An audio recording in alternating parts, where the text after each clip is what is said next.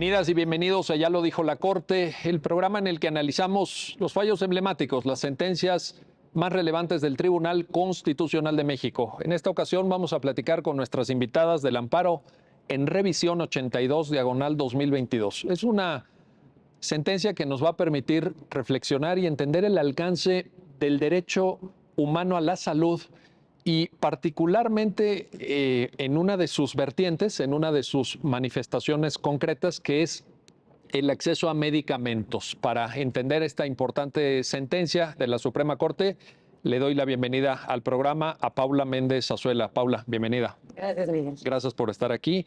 Y también a María Dolores Higareda. María Dolores, gracias por estar en Ya lo dijo la Corte. Muchísimas gracias por la invitación. Muy amable. Dolores, cuéntanos, por favor, si fueras tan amable, ¿cuál es el contexto fáctico? Entiendo que hay una historia humana, una historia, me permito calificarlo así, que comporta un drama por la seriedad, por el grado de afectación al derecho a la salud y el derecho potencialmente a la vida. Por ahí hay unas estadísticas que luego me gustaría también retomar.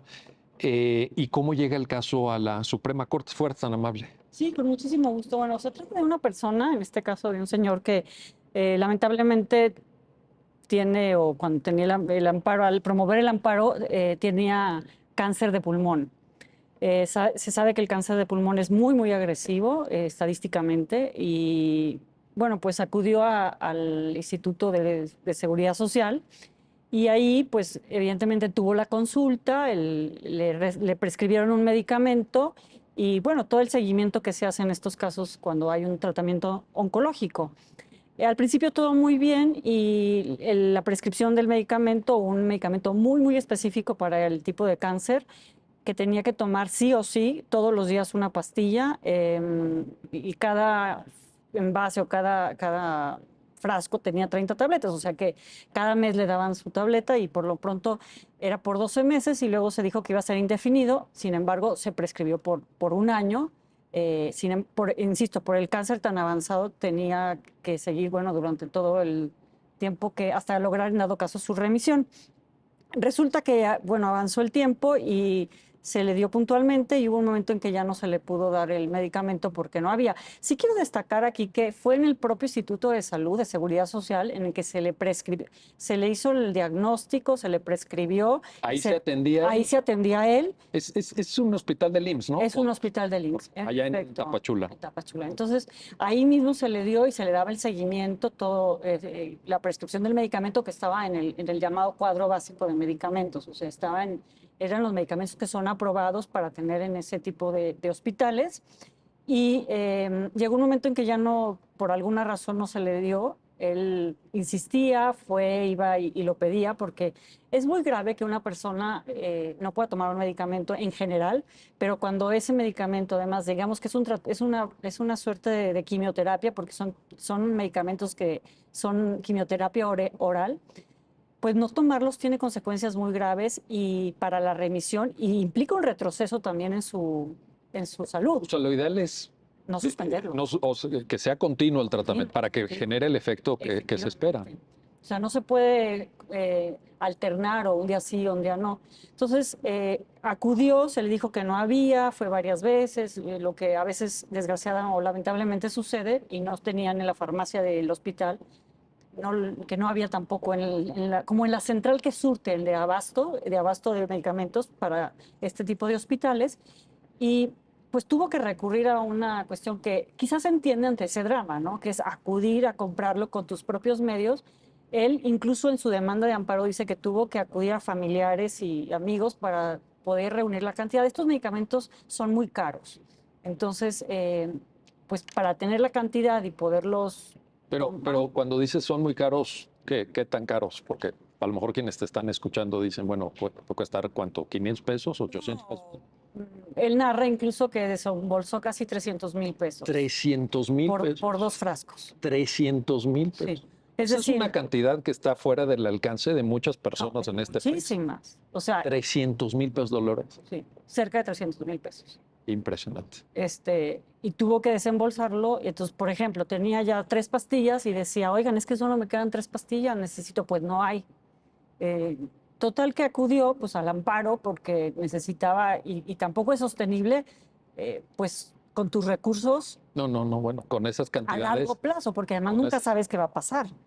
Y esas cantidades de dinero tampoco es fácil que una persona las tenga. seguramente, como dices, tuvo que pedir prestado, hacer un esfuerzo. Él lo dice en Él, su demanda, él dice, tuve que pedir prestado, acudir a familiares y amigos para poderlo comprar y pues no me lo daban.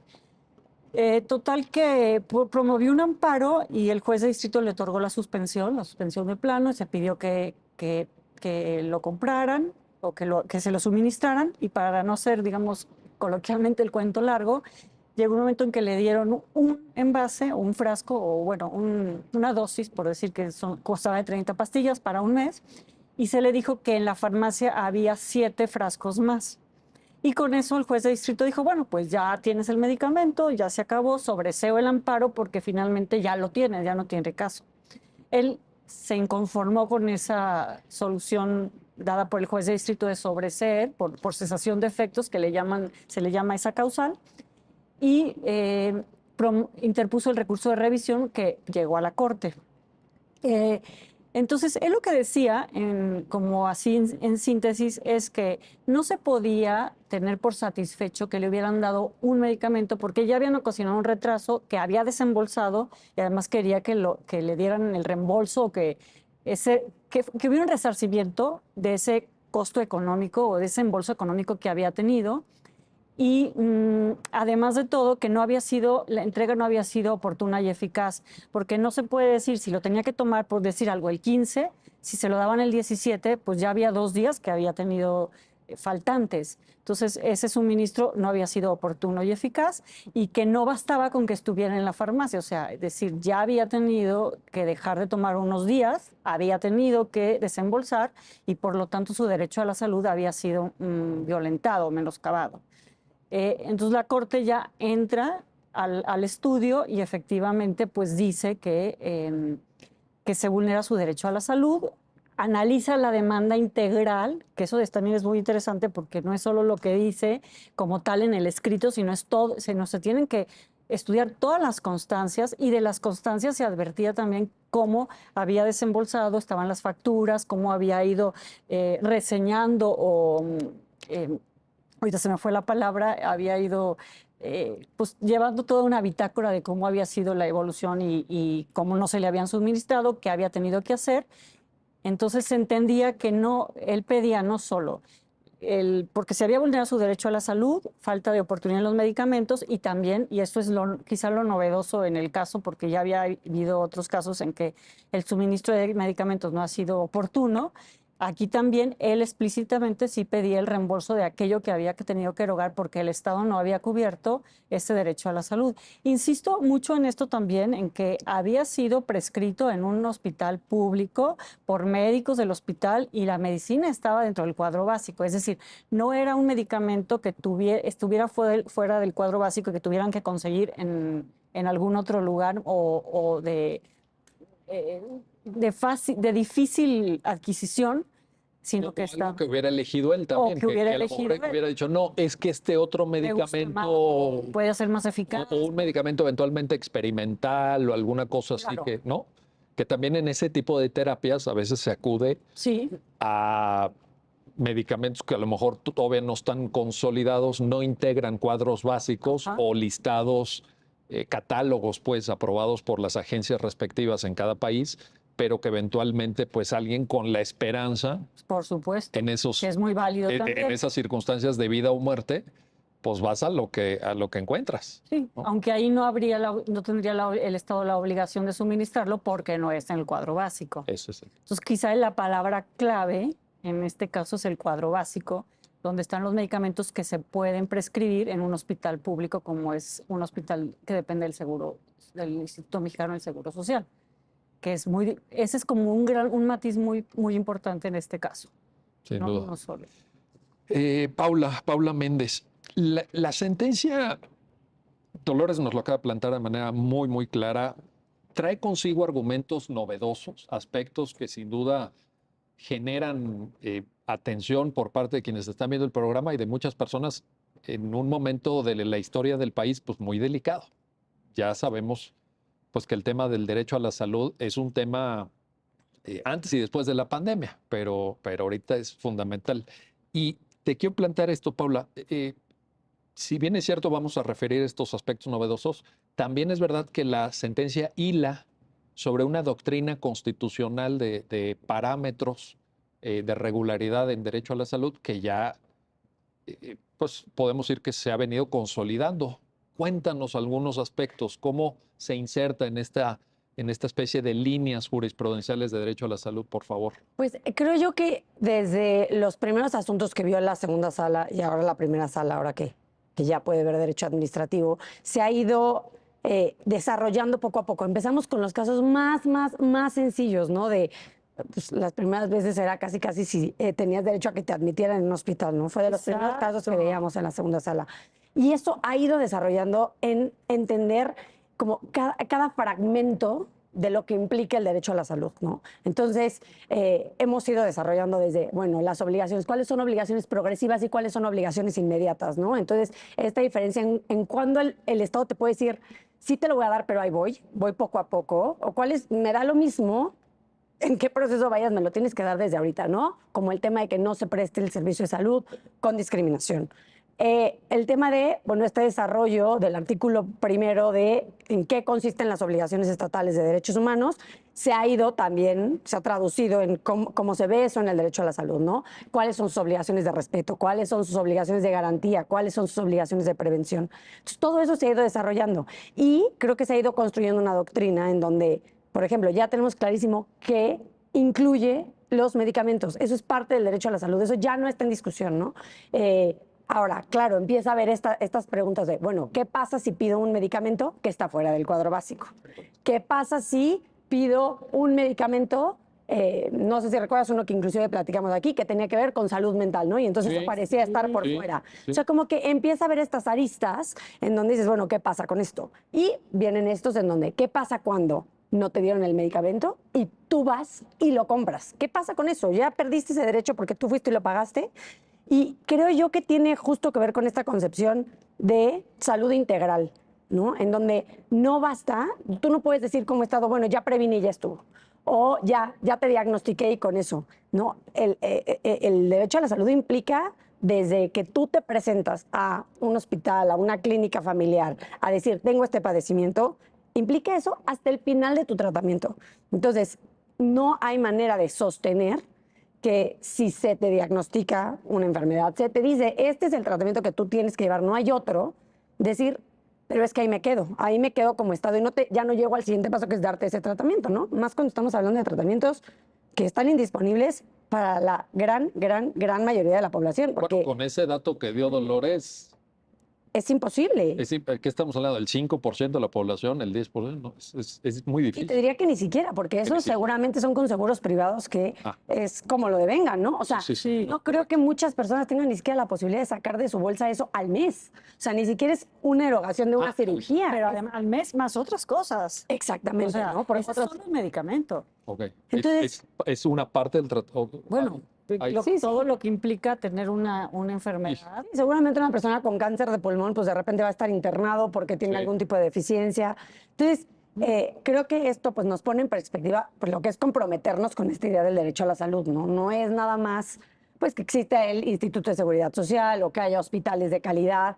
Implica una serie de cosas que poco a poco la Corte ha ido desarrollando, ¿no? Entonces, creo que cada caso que nos llega nos da como nuevas respuestas a qué sí y qué no, qué sí entra, qué no entra. Y creo que este caso nos da esa respuesta. Al final, no creo que esto le dice al ciudadano, tú ve, compra tus medicamentos y luego vas y le pides al Estado que te los reembolse. Creo que más bien lo que dice es, tú ya tenías ese derecho, desde que te lo diagnostican en el hospital, tú ya tienes el derecho a recibir ese medicamento.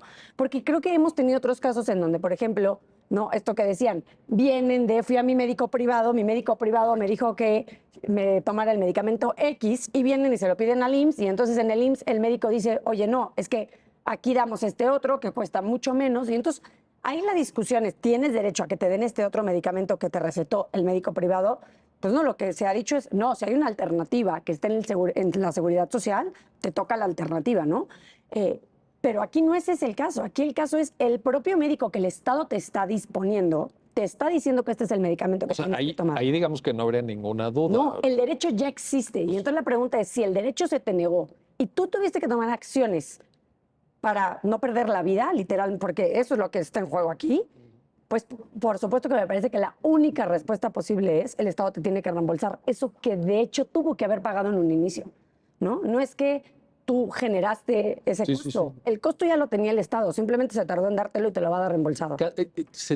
Desde ese punto de vista, Paula, se trataría de una mala administración en el suministro del almacén en el hospital de Tapachula. No surtieron a tiempo, no se pidió, la cadena de suministro no funcionó. Creo que esa es parte de la complejidad de los asuntos de salud, que el saber en dónde está el problema, en dónde estuvo como esa patita coja en el sistema, es bien complejo, porque, pues claro, esta persona sabe que la farmacia no lo tiene, ¿no? Y en este mismo caso dicen, no, bueno, es que yo sí lo solicité, pero es que allá en el suministro no estaba. Y los del suministro dicen, no, es que yo sí pasé mi... Este tipo Incluso de... en los informes que rinden, porque hay varias autoridades que aparecen Ajá. señaladas como responsables en la demanda en el trámite en el juzgado de distrito. Y cuando revisas los argumentos en los informes, justamente Se van caen en echando eso, la bolita. ¿verdad? Sí, O sea, yo sí mandé el oficio. Yo mandé el oficio, ahí te va Yo la sí lo copia del pedí. Y oficio. luego ves que no hay presupuesto, no me han dado todavía el presupuesto, qué sé yo, o sea, todo eso. pero es una complejidad que creo que es propia de todos los asuntos de salud. O sea, yo no me he topado aún con uno que no tenga un tipo de problemática de a quién le tocaba la bolita y en dónde estuvo la falla. Y creo yo que también habla de que tenemos un sistema tan complejo que también es imposible de navegar para el propio particular. O sea, el derechohabiente, o sea, si no lo entendemos, los que supuestamente entendemos ese sistema, es imposible, ¿no? Para una persona común y corriente, vaya. Es tocar ventanillas y entonces te dicen, no, aquí no es la culpa la tiene el de lado. Y el de lado, no, es que la culpa la tiene el de arriba. No, el de arriba es que la tiene el que está acá. Oye, y aquí, y quizá lo podemos platicar más adelante, pero hay una sofisticación también en cuanto a la técnica procesal del amparo para identificar a la autoridad responsable. Porque puede haber personas en esta maraña burocrática que actúen de buena fe hasta donde ellas, pues hasta donde alcance su leal saber y entender, pero que no puedan tampoco dar una orden de que, a ver, me compras este medicamento y lo quiero mañana aquí en el almacén porque se lo tengo que dar a este señor, porque una jueza de distrito dijo X, Y o Z. No está tan fácil. No. tampoco. No es nada fácil, porque además las responsabilidades están luego muy acotadas. Entonces dice, pues yo solo puedo llegar hasta aquí.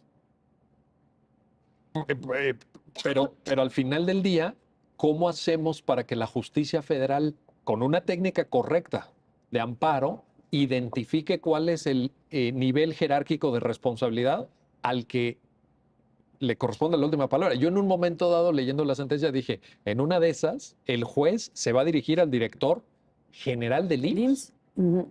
Y el director general del IMSS ya no puede hacerse para ningún lado. No. Yo pensé, no es el caso.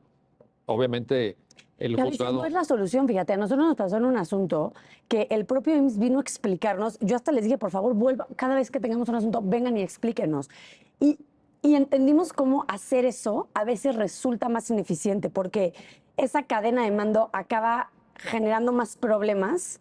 O sea, es tan complejo el sistema de salud que a veces, pues sí, la lógica es me voy al de hasta arriba, ¿no? Como que Pero puede hay más, ¿o veces qué? que eso, o sea, genera que el cumplimiento del amparo sea muchísimo, pero muchísimo más engorroso, a ir directo a la autoridad como que más directamente responsable, ¿no? Entonces, pero pues, sí creo que es una de las problemáticas más grandes que enfrentamos con los asuntos de salud. Y estamos hablando, digo, potencialmente ahorita de una persona, de un hombre de sexo masculino, etcétera, pero esto que nos están ustedes contando probablemente se reproduzca en cientos de casos, miles en todo el ¿Cuántos no país. llegan? O sea, ¿Cuántos no llegan? O no se les ocurre tramitar un amparo, o se la pasan tocando la ventanilla hasta que mueren. Ujú. sí, no, yo creo que ahorita hay muchísimos, sí, que no O sea, llegan.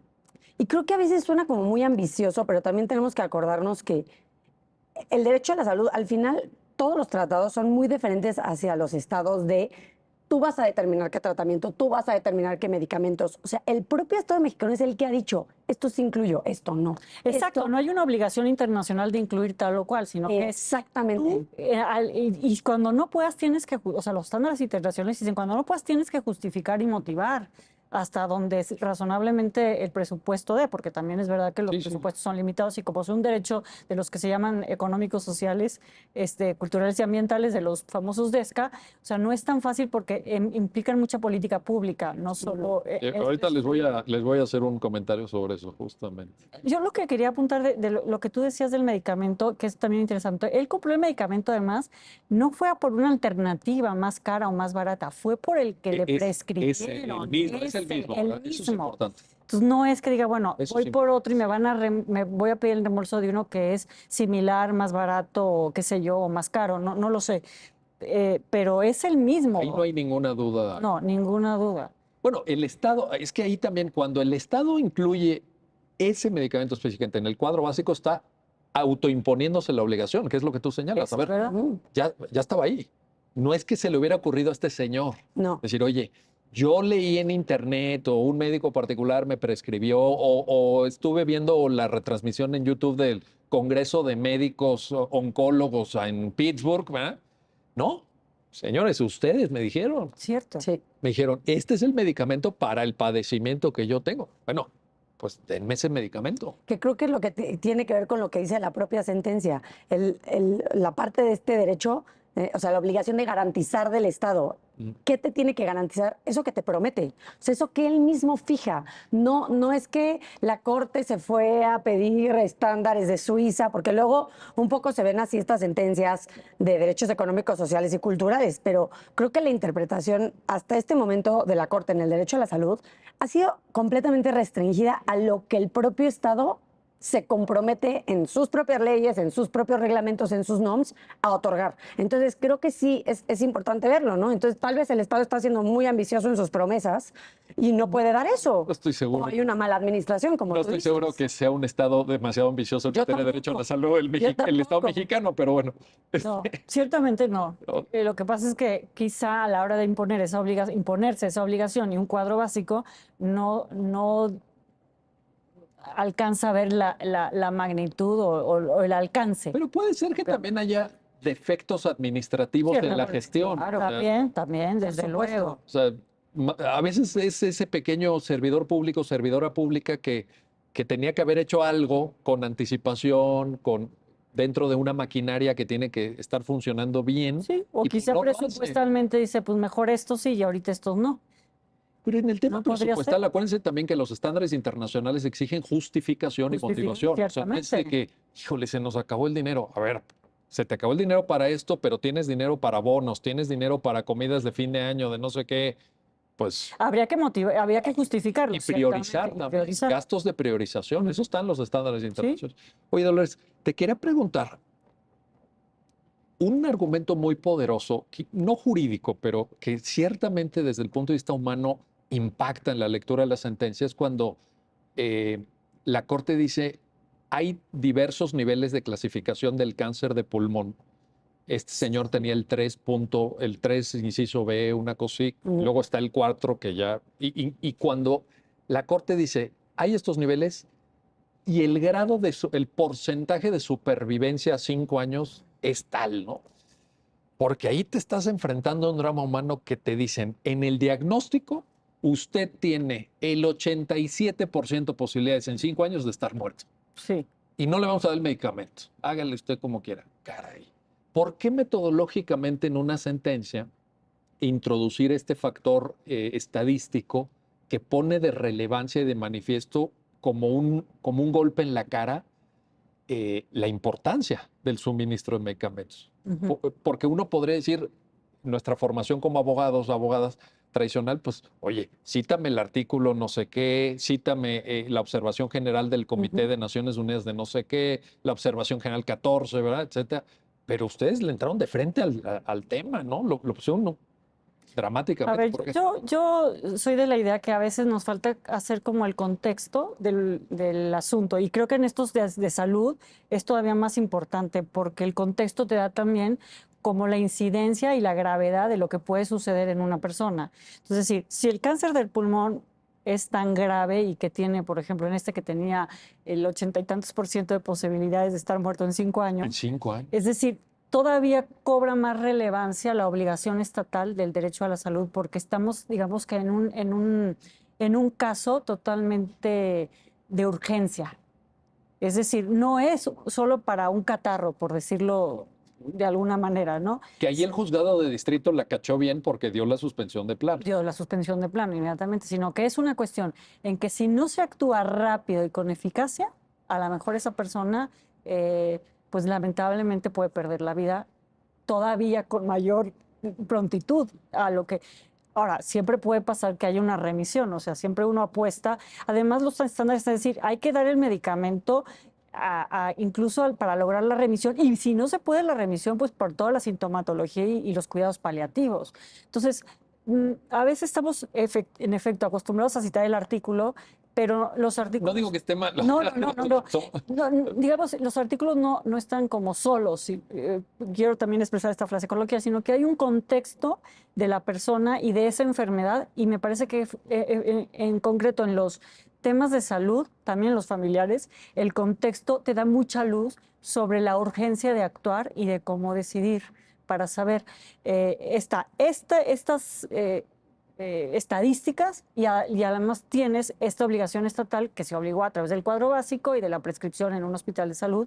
Y entonces, uniendo estos dos factores, puedes decir, oigan, es que esto es muy grave, es una vulneración grave al derecho a la salud de una persona que a lo mejor hizo que empeorara y quizá ya no es tan fácil remitir esto, porque sabemos que a veces un medicamento que no se da oportunamente es un retraso que difícilmente puedes lograr luego una remisión o una remisión con más celeridad.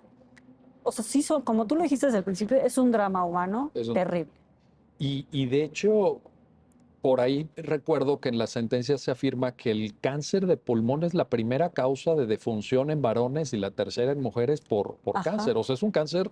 Es muy agresivo y es un cáncer que está muy extendido en la población. Que, por cierto, también viene en la sentencia mencionado el vínculo estrecho que desde el punto de vista científico se ha documentado y acreditado de que es una incidencia para personas que fuman.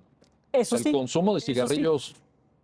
No, el cáncer de pulmón es... Por ahí viene, sí, pues. por ahí viene. Es importante que lo sepan quienes nos están viendo y escuchando, porque Exacto. también tiene que ser un llamado de atención de que oigan, pues, una práctica de hábitos lo más saludables posibles, ¿no?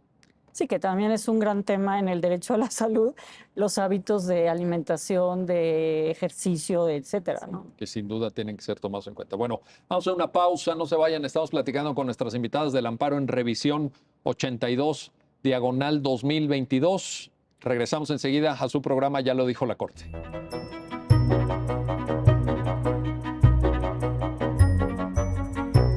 Ya estamos de vuelta, ya estamos de regreso en su programa, ya lo dijo la Corte. Estamos platicando del amparo en revisión 82, diagonal 2022, el derecho a la salud y esta vertiente de un derecho que tiene un grado importante de complejidad del suministro de medicamentos.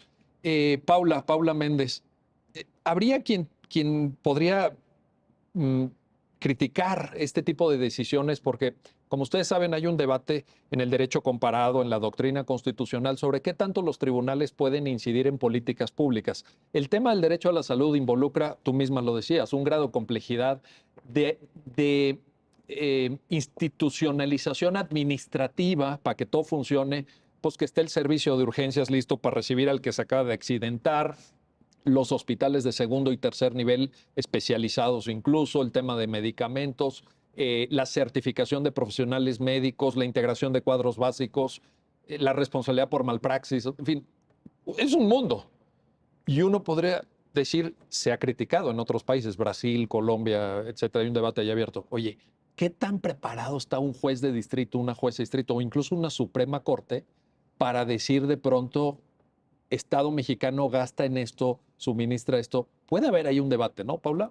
Completamente. Creo que es de las preguntas más difíciles, porque creo que además a veces se requiere un grado de expertise científica sobre el tema que no tenemos, ¿no? Y entonces a veces pues nos apoyamos de literatura, de estudios, pero la realidad es que sí hay veces en donde no se nos plantea el quejoso está diciendo que este medicamento le va a ser más eficiente, pero el IMSS está diciendo que no, que este otro y que es más barato. Entonces la decisión pues sí se torna como difícil porque tiene que ver con un tema pues técnico del caso y no tanto jurídico. Ahora, creo que este caso no está dentro de ese espectro. Creo que aquí, como ya lo comentábamos, entra dentro de la propia política pública que el Estado tiene y simplemente es lo que tú le tenías que dar porque tú mismo dijiste que se lo tenías que dar, no se lo diste oportunamente. Ahora, tú imagínate que te están escuchando miles de personas, como seguramente te estarán escuchando,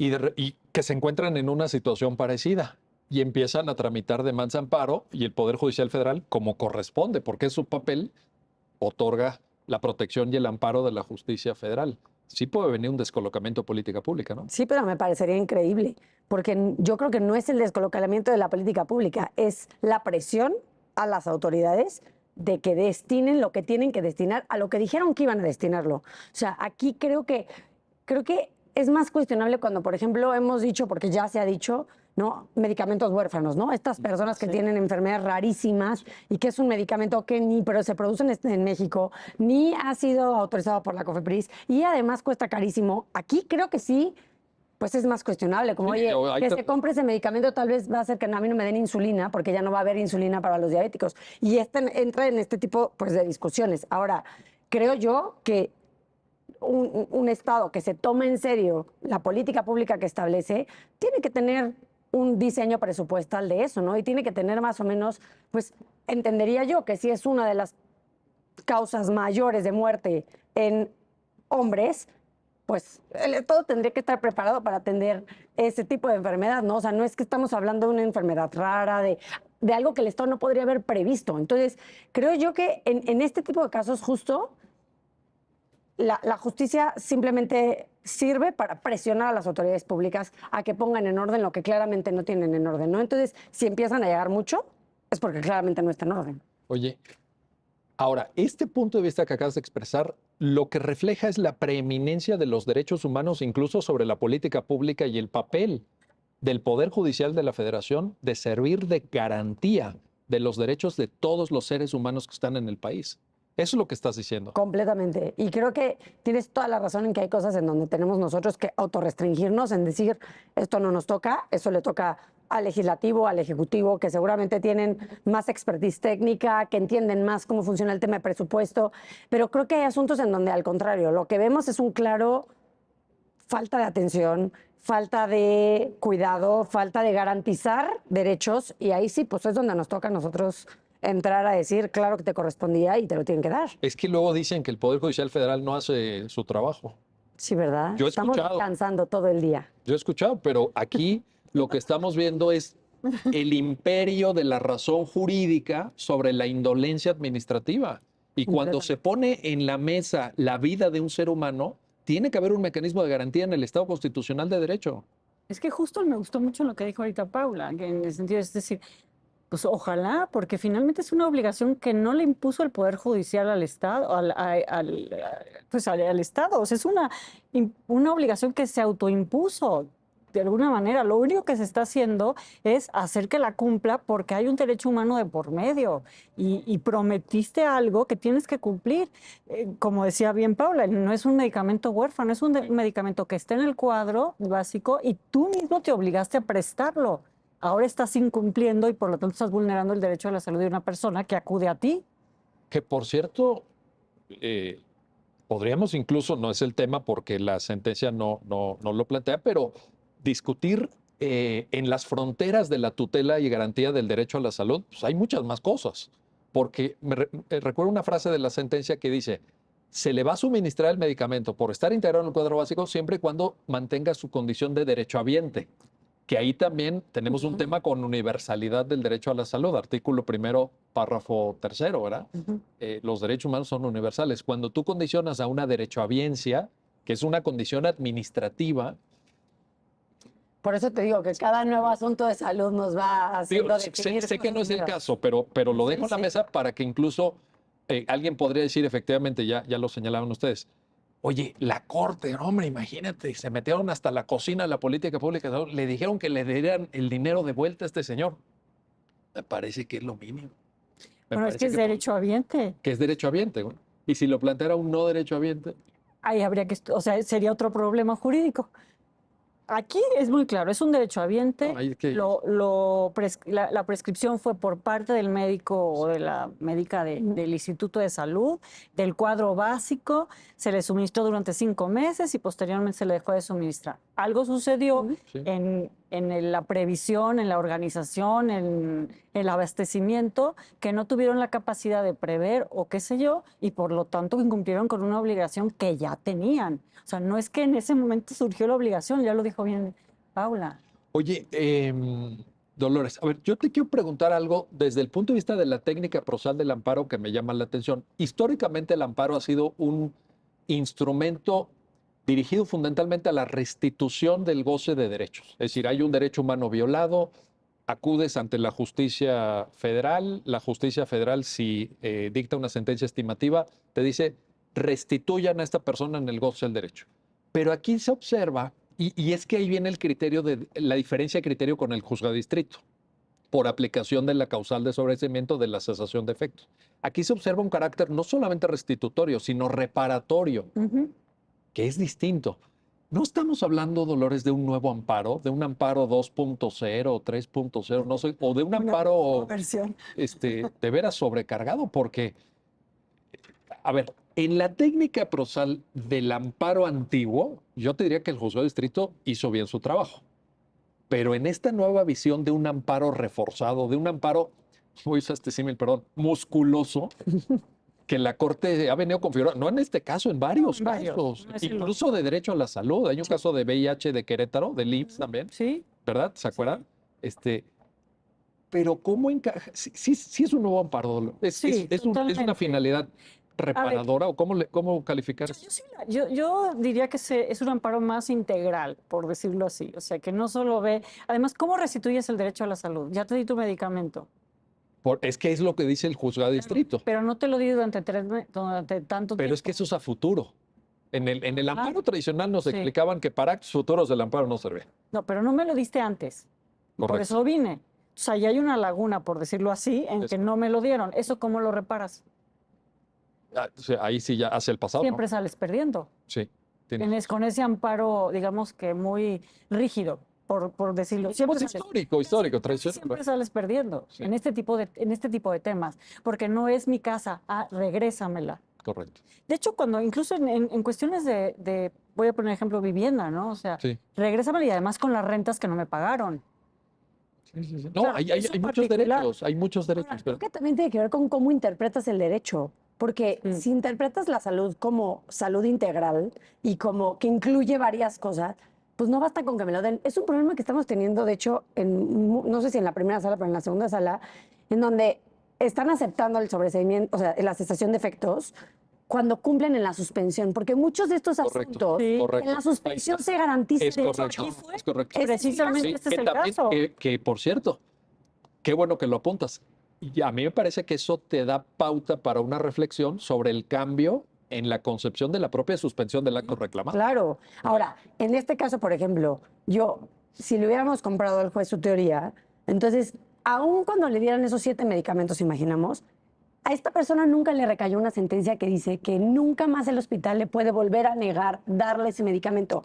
¿Me Que es muy explico? distinto. Entonces, Es correcto. ya te lo di ahorita. Entonces, todavía yo te la compraría si fuera, por ejemplo, una cirugía, algo que es como una eventualidad.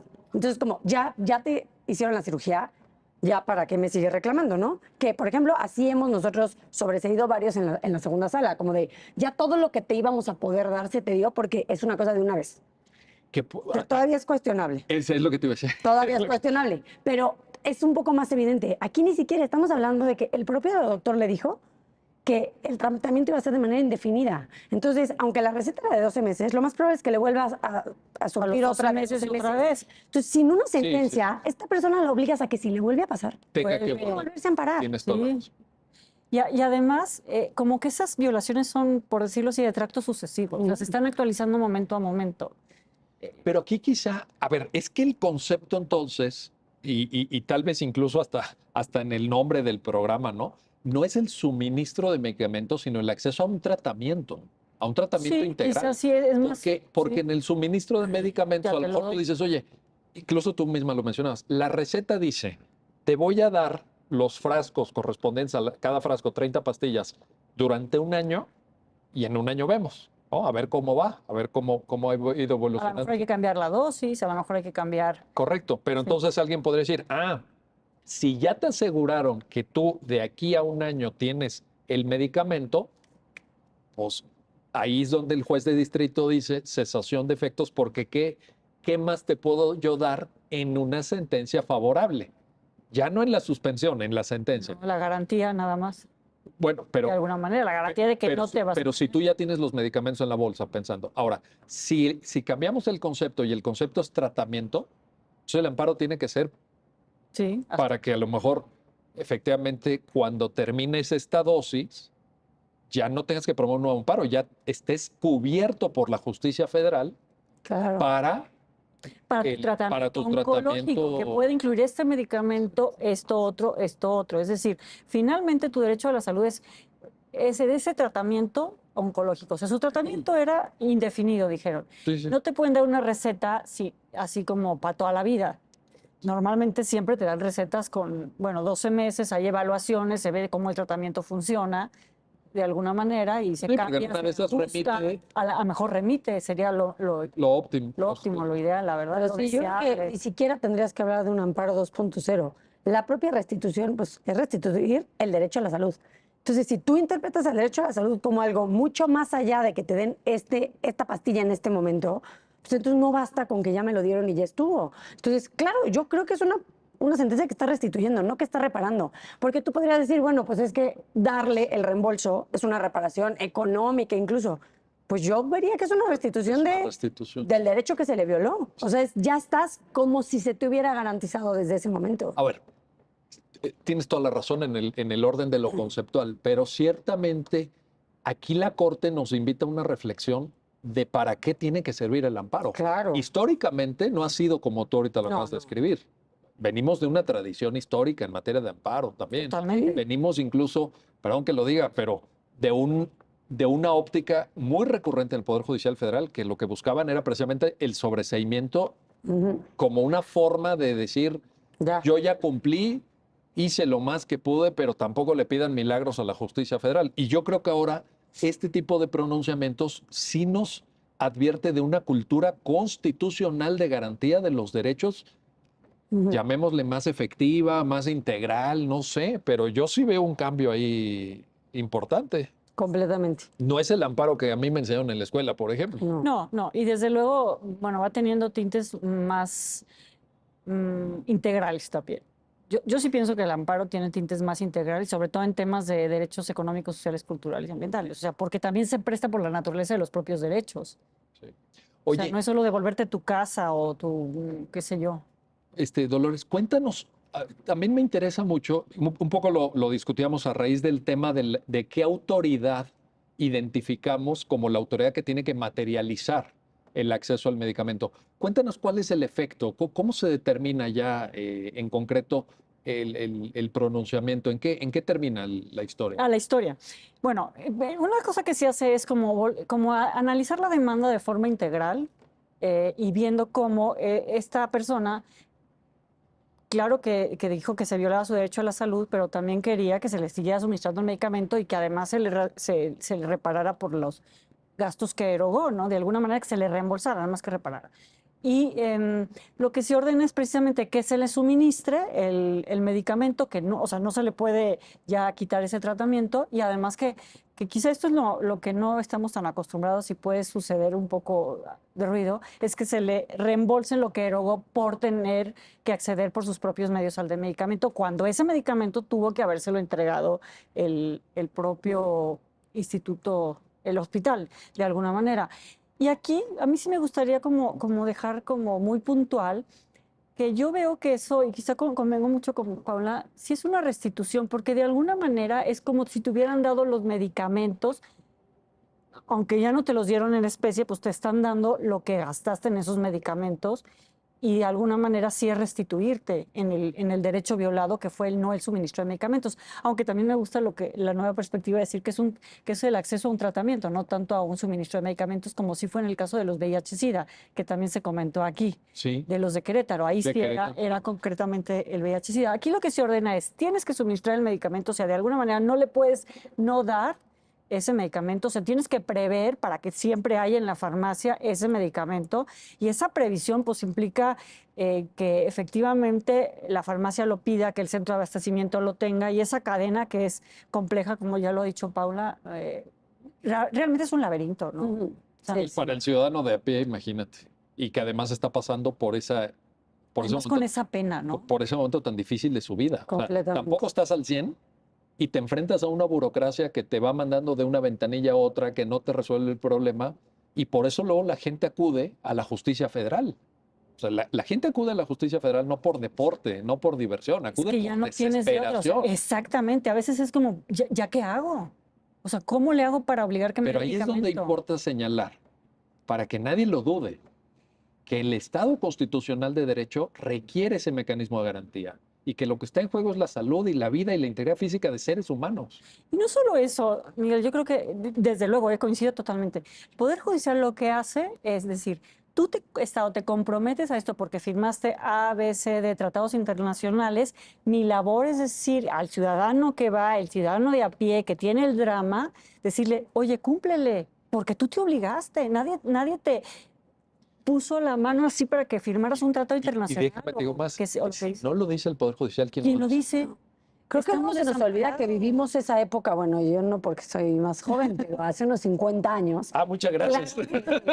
Claro que había, o sea, esta idea de gracias, los Pablo. derechos programáticos, pues por eso era el derecho programático, Sí, porque el sí. Estado te decía, tienes todos estos derechos bien bonitos, Pero no los ves. pero era, pues tal vez algún día yo voy a tener educación, tal vez algún día yo voy a tener esto, pero no había manera, ni siquiera los derechos políticos y civiles, había una manera de verdad tener como este diálogo con el Estado de ¿por qué no me lo estás dando así? ¿Por qué sí?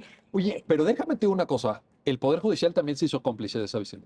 Claro, no, completamente. Hay que decir las porque cosas como siempre ha habido poder judicial. Y Nada sí. más es que creo que no nos tomamos en serio que ese derecho se traducía en algo. Entonces, creo que esa es la relevancia del poder porque judicial no había actualmente. también esa conciencia tan clara de derechos humanos. Claro. Creo que hay una cultura Y de una constitución y normativa. una constitución normativa, Eso. no programática. Pero de nada serviría tener tantos tratados y tener una constitución que dice muchas cosas si del otro lado no tienes quién te va a ayudar a hacer ese, ver, si no es ese judiciable, contrapeso. Exacto. Si no se puede judicializar, es muy complejo exigirlo, porque entonces lo exiges no como derecho, sino como dádiva. Y esa es la gran diferencia.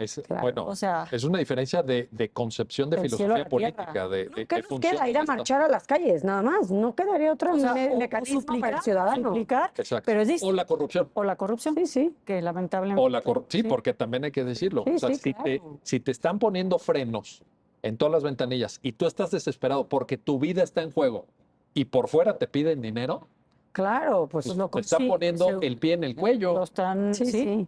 Oye, Paula, a ver, Dolores mencionaba algo muy importante y es que también el Estado mexicano en este tema se mueve en un contexto de exigencia internacional. Y en la sentencia creo que el diálogo con normas de derecho internacional de los derechos humanos es permanente. Están citados tratados internacionales, están citados observaciones generales, están citados criterios interamericanios. O sea, es muy robusta la sentencia, muy, digamos, reviste con mucha fortaleza argumentativa, tomando normas internacionales, la configuración del derecho a la salud. Un comentario sobre esto. Es que creo que luego se nos olvida que al final nuestra Constitución en muchos derechos es muy simple, ¿no? Nos dice como lo básico, todas las personas tienen derecho a la salud física y mental. No aporta más. Entonces, ¿cómo le vamos haciendo el contenido. como jueces, magistrados, como corte, para darle, o sea, para decir que sí, que no?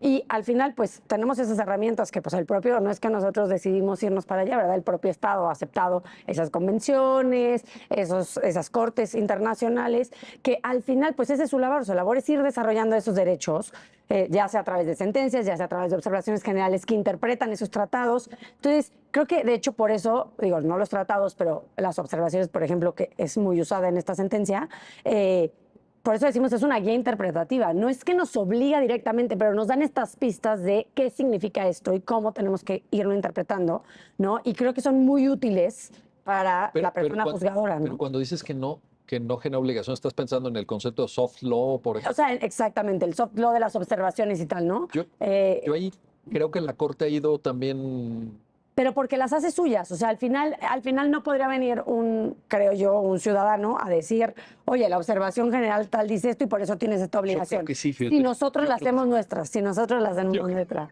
No, Creo pero que al hay final- cosas que sí, hay cosas que no. Pero es el papel de un tribunal Sí, constitucional. 100%. Pero creo que hay un problema con aceptar eso, te voy a decir por qué. Porque hay muchas veces que organismos internacionales entre sí se contradicen en cosas. Entonces, creo que al final... Y el legislador interno, ¿no? Pues, También, Todo- pero creo que al final todos justo los días. nuestra labor es eso, es decir, ¿qué de esto me hace sentido para nuestro orden interno? ¿Qué de esto lo hago mío porque hacia allá va la interpretación que estamos haciendo Es que como yo tribunal? creo que la Corte ha ido incorporando estándares cada vez más robustos. Completamente. Y perdón otra vez, pero esa musculatura argumentativa, pues si no te la da la Constitución, pero la encuentras en derecho derivado de un tratado que tú firmaste y ratificaste, pues forma parte de la construcción del parámetro. 100%. Al final, ¿qué parámetro tengo?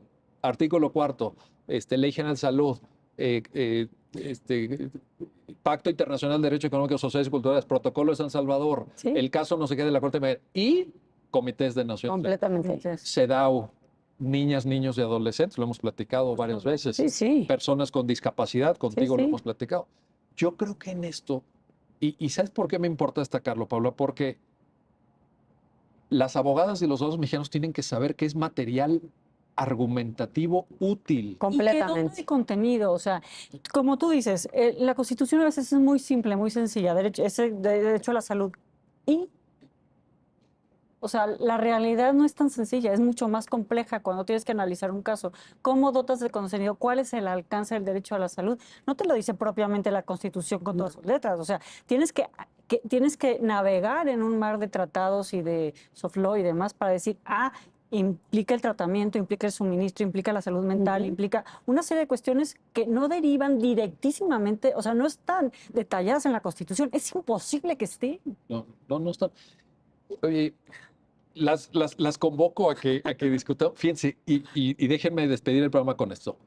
Yo incluso ahorita, con base en estos conceptos que ustedes acaban de compartir, pondría en duda la propia existencia del concepto soft law.